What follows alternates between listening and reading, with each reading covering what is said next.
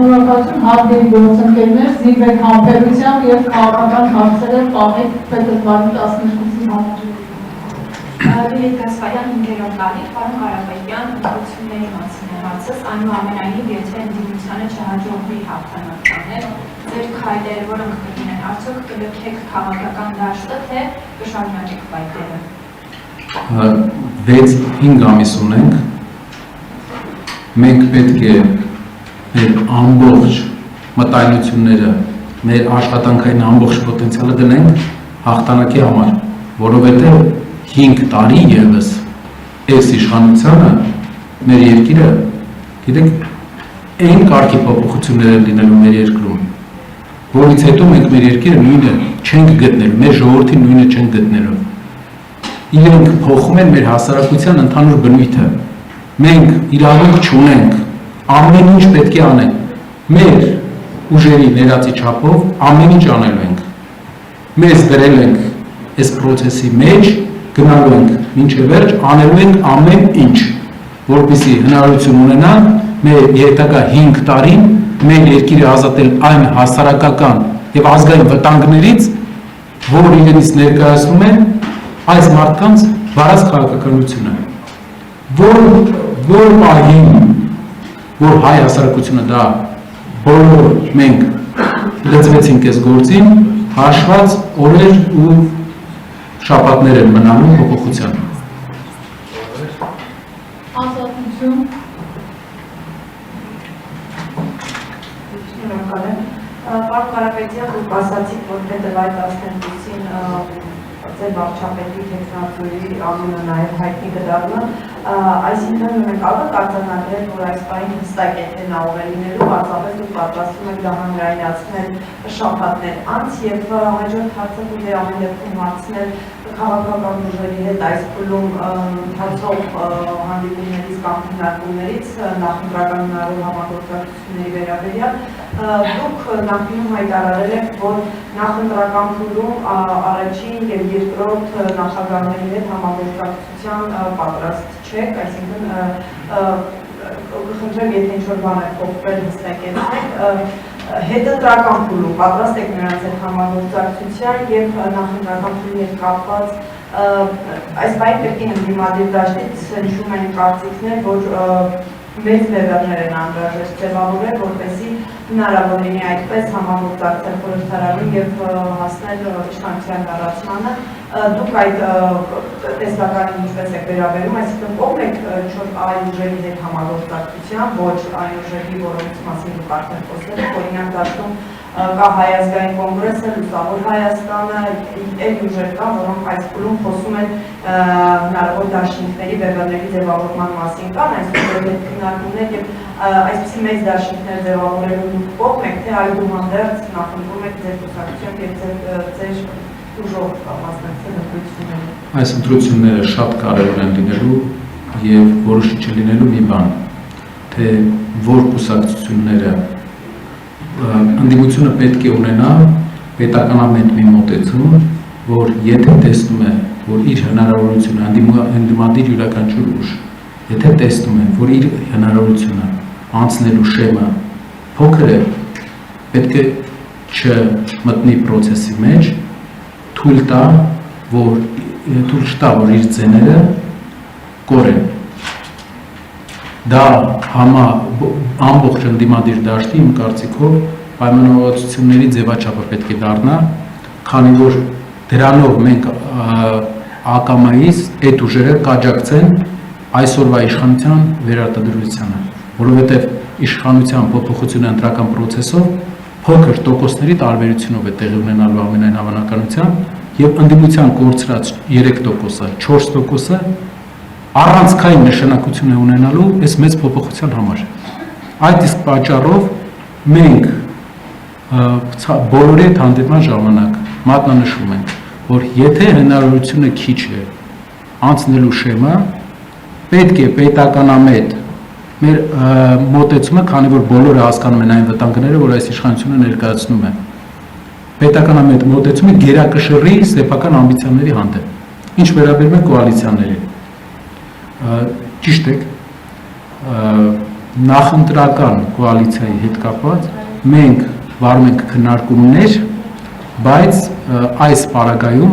այս պահին մենք տեսնում ենք մի ճանապարհ։ Ժամանակի ընթացքում վերջնական քաղաքական կուսակցությունը հանդես կգա հայտարարությամբ եւ դիրքորոշումով, ինչը բխելու է այն նույն տրամաբանությունից, որը ես նշեցի նախորդիվ, այսինքն, որ փոքր կուսակցությունները, ովքեր հնարավորություն չունեն անցնելու, պետք է չմտնեն process-ի մեջ մեր կարծիքով, որովհետև դա իշխանական օրակարգի սպասարկում է լինելու, աջակցելու իշխանությանը վերարտադրվելու։ Ինչ վերաբերվում է կոալիցիաների նախընտրական, ես ասեցի, որ երիտասարդ ուժերի հետ ընթանում են քննարկումներ, որի վերաբերյալ վերջնական մենք որոշում կայացնելու ենք նախընտրական process-ների վերջի этаպում։ Որ ուժերի մասին է խոսքը, որոնց հետ որ այս պահին Քանի որ քննարկումները տարբեր ընթացակարգերով են տեղի ունենում, չի ուզենա բարձրացնեի, բայց արդյունքի լինելու պարագայում ինձ թվում է մեր հասարակությունը կիմանա։ Վերաբերյալ պարոն Կարապետյան, դուք ասացիք, որ վարչապետի ճգնաժամերի կապված, այսինքն կարող եք ֆիքսել, որ արդեն տեխնացուն որոշված է։ Այո, տեխնացուն որոշված է, տեխնացուն ճիշտ որ ասեմ երկար ժամանակ է որոշված, ուղղակի մենք այդ մասին կհայտարարենք փետրվարի 12-ին։ Շնորհակալություն, Սիվիկեյել։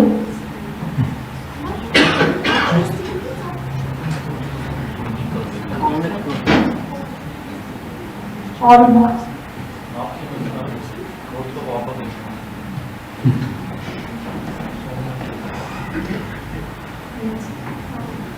Պարոն Կարապետյան, ձեր 1 դրամի հետ կապված վարչապետի հատ է, որը ունենալու է 1 դրամ աշխատավարձ, ընդհանրեն իշխանություններից հնչեցին բազմաթիվ քննադատություններ, պոպուլիստական համարեցին դա, համարեցին օրենքի խախտում, ինչպես է ապրելու հետո էկոնոմիկայի նախարարը անդրադարձավ հա որ գնացել եք իր մոտ ձեր բիզնեսների համար արտադրություն եք խնդրել, ուզեի անդրադառնալ այս մեղադրանքներին եւ դուք խոսեցիք ձեր խոստումների քայլերի ներկայացել փոքր բիզնեսից խոսեցիք միջին բիզնեսի մասին, ոչինչ հատկացեցիք իհարկե ես ուշադրի չէի, ուզեի անդրադառնալ միջին բիզնեսի համար ինչ ունեք, Շնորհակալ եմ։ Շատ 1 դրամի հետ կապված։ Դուք վստահ եք, չէ՞ որ Սամվել Կարապետյանը մեր ուժը հաստատ պարգևաճարների կարիք չունի։ Մարդը պետք է սահման ունենա իր ցանկությունների։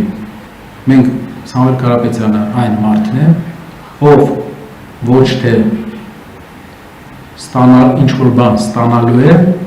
այլ իր կողմից մեծ ներդրում է անելու պետական համակարգի կայացման մեջ։ Այն ներդրումը, որը մինչև հիմա չի արվել։ Սպառող չենք մենք, այս ճանապարհը մենք ընտրել ենք սպառող չլինելու համար, որովհետև այն հնարավորությունները, ինչ գործարարը հայկական ամենամեծ կորպորացիան ունի, իսկ Տաշիր ընկերությունների խումբը այսօր հայկական պատմական ամենամեծ կորպորացիան է, հաստատ շահույթի առումով աննախադեպ է եւ անհամեմատելի է, ես կասեի հնարավորությունների առումով նաև համեմատելի է շատ առումով երկրների բյուջեներին։ Այդ իսկ պատճառով, որպես հայ մարդ, այս process-ի մեջ մտնելով Սամվել Կարապետյանը, ոչ այդպիսի մեր ուժը, որը այդպիսի նկրտում չի կարող ունենալ։ Մեր երկիրը պատմական ջրբաժանի առաջ ինչ պարգև ավճարել, կամ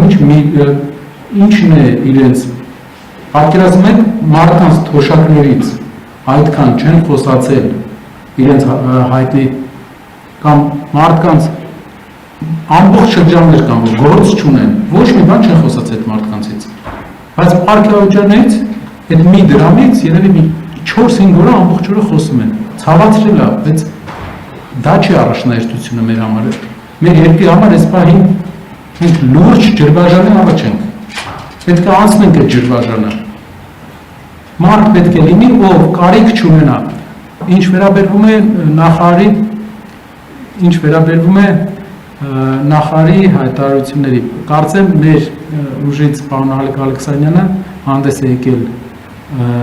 այդ պատմության մասին տվյալներով, բայց եթե պետք է ես էլ կարող եմ ասել, բանը $70 միլիոն ներդրում էին կարել, օրենքը 3 օրում օրենք փոխեցին եւ արգելեցին այդ արտադրանքի արտահանումը մեր եւ 3-4 ուրիշ գործարանների։ Եվ որ Պապյանը որպես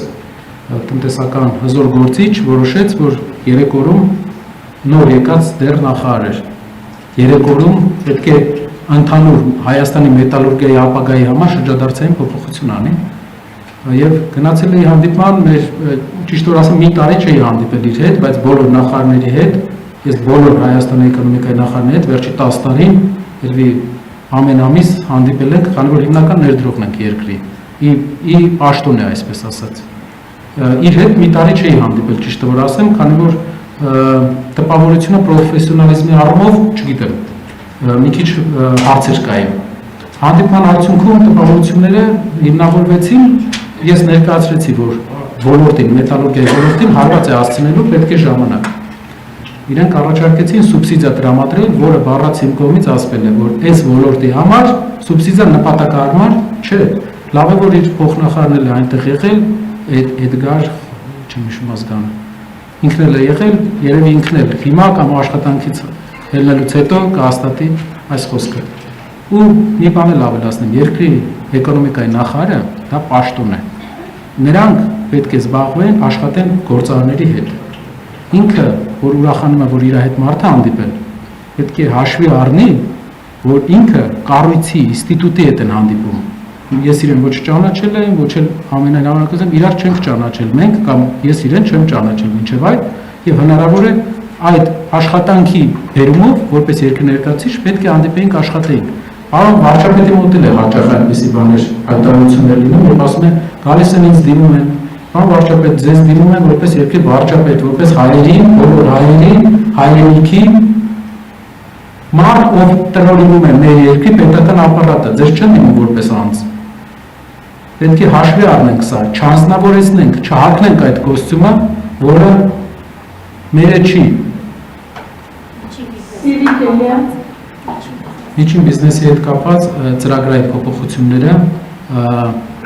մեր երկրում հիմնականում դա արդյունաբերականացման առումով հնարավորություն տրվի, որ գործարարներով ցանկություն ունենա փոքր արտադրությունների, փոքր պրոցեսների մեջ մասնակցի եւ նաեւ վարչարարության թույլատում։ Դա շատ կարևոր է ոչ թե հարկայի վարչարարության, միջին բիզնեսը։ Օրինակ մի օրինակ բերեմ, եթե ժամանակ ունենաք։ Մի գործարան բացելու համար քեզ պետք է